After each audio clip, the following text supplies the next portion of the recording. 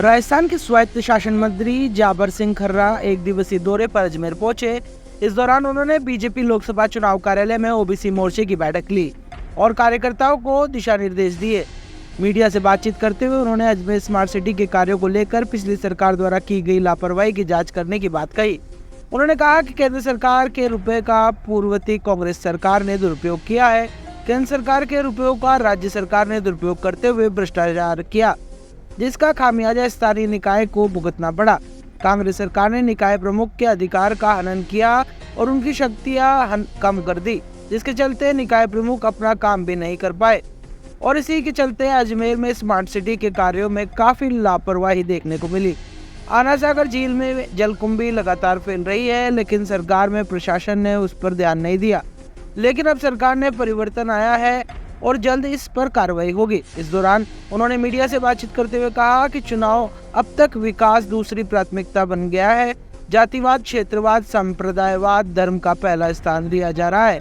वहीं राष्ट्र की एकता, अखंडता और विकास अब दूसरे स्थान पर आ गया है। कहा कि 2019 में राष्ट्रवाद और विकास के नाम पर मतदान किया गया था और बढ़ चढ़कर बीजेपी के पक्ष में मतदान हुआ था। भारतीय जनता पार्टी के लिए पहले राष्ट्र है, फिर ये सभी चीजें। मीडिया से बातचीत करते हुए उन्होंने कांग्रेस पर जमकर हमला बोला। कहा कि आज़ादी के बाद से कांग्रेस ने राष्ट्र हित में काम नहीं किया। आज़ादी मिलने के दौरान कांग्रेस पक्षपात करती रही, जिनका खामियाजा आज तक भारत भुगत रहा है। लेकिन अब तस्वीर बदली है। लगातार विकास के नए आयाम स्थापित हो रहे हैं। राष्ट्रीय नहीं, अंतर्राष्ट्रीय स्तर पर भारत का गौरव बढ़ा है और आसपास के देश भी समझते हैं कि आगामी 2024 से 29 के कार्यकाल में भारतीय जनता पार्टी की सरकार बनेगी और इसी दौरान पाक ऑक्यूपाइड कश्मीर भी भारत का हिस्सा होगा। शादियों का माहौल, गर्मी, यहाँ की भारतीय जनता पार्टी की प्रतिद्वंदी राजनीतिक दल के कार्यकर्ताओं में मायूसी और उनकी मायूसी देखकर भारतीय जनता पार्टी कार्यकर्ताओं की सुस्ती। क्योंकि जब मैदान में अगर बराबर का पहलवान दिखाई नहीं दे तो सामने वाला पहलवान थोड़ा ढीला पड़ जाता है। कांग्रेस तो खुशी मना रही है कि खुशी 4 तारीख को पता चल जाएगा। वोटिंग शेयर बीजेपी का घटा होगा या बड़ा होगा, इस एनालिसिस से? अब मैं तो मेरे सीकर लोकसभा क्षेत्र का कह सकता हूँ, कांग्रेस का हमारे यहाँ गठबंधन था, मार्क्सवादी को उन्होंने उम्मीदवार बनाया था और सर्वाधिक कम मत कांग्रेस के मतदाताओं ने दिया। भारतीय जनता पार्टी के मतदाताओं का प्रतिशत कम रहा है, लेकिन अच्छा प्रतिशत हुआ है। अब बाकी जगह के बारे में मैं जब वहाँ मौके पे नहीं था तो कोई विशेष टिप्पणी नहीं कर सकता, लेकिन सीकर में भारतीय जनता पार्टी के विरोधी दलों के मतों का प्रतिशत कम रहा है। भारतीय जनता पार्टी का भी कम रहा है, लेकिन अच्छी संख्या में मतदान हुआ है। यूडीएफ मंत्री पहले कोटा से आते थे, इतना विकास उन्होंने कोटा में किया, इसके बावजूद भी उनकी जीत का अंतर 2-2.5-3 हज़ार था। तो विकास अब क्या चुनाव में मायने नहीं रखता, जीत का पैमाना नहीं? देखिए, आपका प्रश्न बहुत वाजिब है। मुझे इस बात को स्वीकार करने में कहीं कोई संकोच नहीं है कि विकास दूसरी प्राथमिकता पे आज जाति, क्षेत्रवाद, संप्रदायवाद, धर्म, बहुत से मुद्दे हैं जिनको मतदाता प्रथम स्थान पर रखता है। देश की एकता, अखंडता और देश के विकास को सेकंड पर रखता है। केवल मात्र 2019 का चुनाव था जब हिंदुस्तान के मतदाता ने राष्ट्रवाद को सर्वोपरि रखा था। अभी इस चुनाव में क्या मुद्दे रहने वाले हैं? क्योंकि विकास तो अब आप कह रहे हैं कि भारतीय जनता पार्टी का एक और एकमात्र मुद्दा है कि हम रहें या ना रहें, ये देश रहना चाहिए। और एक लंबे स्वतंत्रता संग्राम की लड़ाई में हमारे जिन लाखों करोड़ों क्रांतिकारियों ने जिन सपनों के साथ, जिन उम्मीदों के साथ अपना सर्वस्व इस राष्ट्र को आज़ाद कराने के लिए, इसकी गुलामी की बेड़ियां काटने के लिए अर्पण किया था, हम उनके सपनों के, उनकी उम्मीदों को हकीकत में बदलकर इस राष्ट्र को दुनिया का सबसे विकसित और श्रेष्ठ राष्ट्र बना सकें, ये एकमात्र लक्ष्य बाकी है। कांग्रेस भी यही कहती है कि राष्ट्र को तो हमने बनाया अब आपकी जानकारी के लिए मैं बता दूं, आज की तारीख के जितने भी मुद्दे हैं, इतिहास पढ़ा कीजिए। बात करते हैं ईवीएम पे आरोप लगाने की।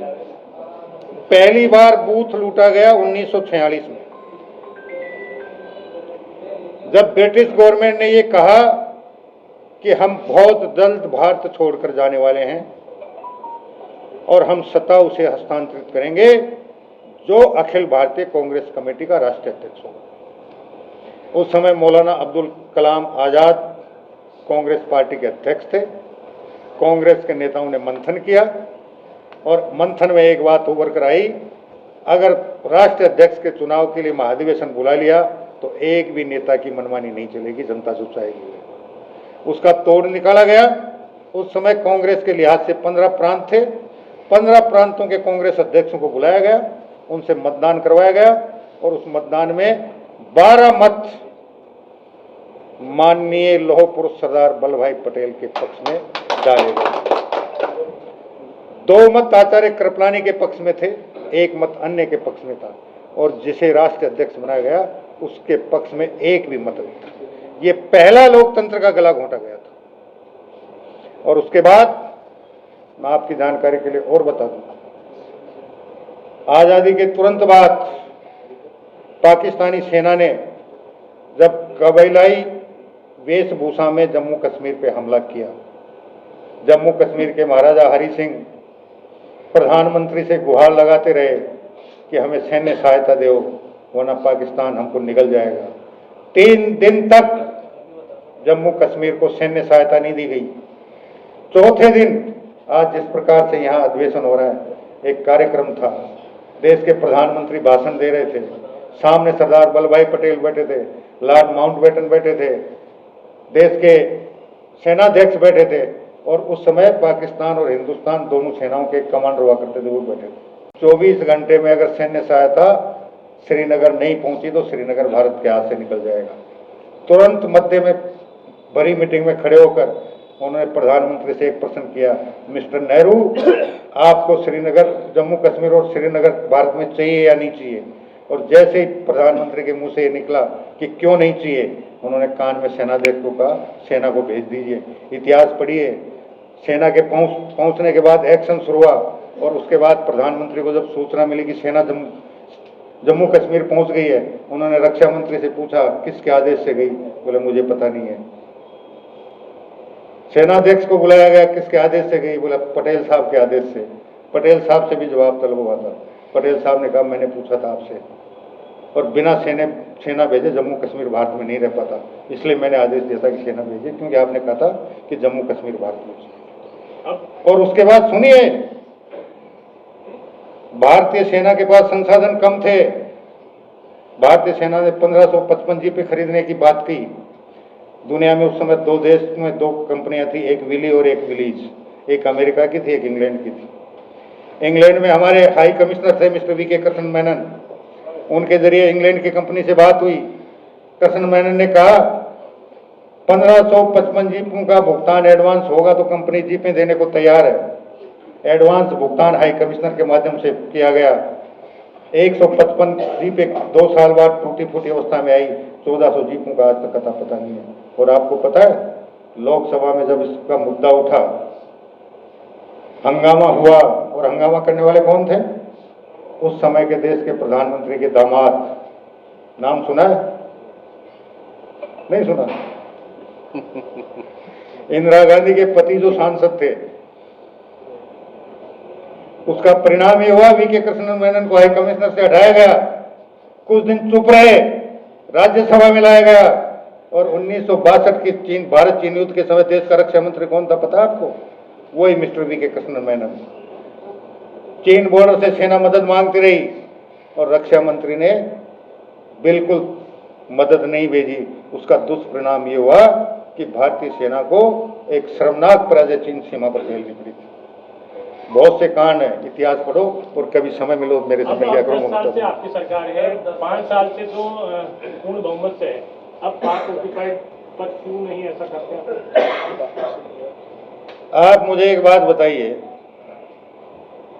आपको एक उदाहरण और सुनने देता हूं। 1971 का भारत पाक युद्ध हुआ, आप तक आप भी सुनते आए और हम भी यही सुनते आए। कि भारत ने पाकिस्तान के 2 टुकड़े कर दिए। ये भी सुना होगा 43,000 पाकिस्तानी सैनिकों को हमने बंधक बना लिया। युद्ध में 4 तरह की बातें होती हैं, जो सुरक्षित घर लौट आए, जो शहीद हो जाएं, जो घायल हो जाएं, जो युद्धबंदी बन जाएं और जो लापता हो जाएं। 1971 के भारत पाक युद्ध में कितने भारतीय सैनिक युद्धबंदी हुए किसी को पता आज तक?